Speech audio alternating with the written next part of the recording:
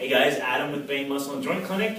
We got Katie with us today for our third foam rolling exercise. This one's for the IT band and TFL. So TFL is abbreviation for the tensor fascia latae. It's a small little muscle at the front of our hip that kind of attaches to our IT band. So a lot of times people have IT band pain or tight IT band. You'll get like lateral knee pain and they neglect to treat the TFL muscle. So this is going to be a big one to foam roll.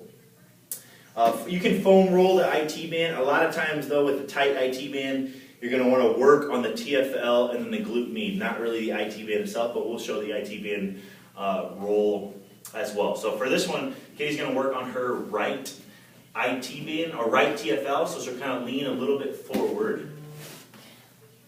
And then she's just rolling that small band of muscle in the front of her hip back and forth. You'll feel it kind of runs right off the front of your hip. You'll avoid the hip trochanter. You'll feel a big bone on the side of your leg. That's the hip.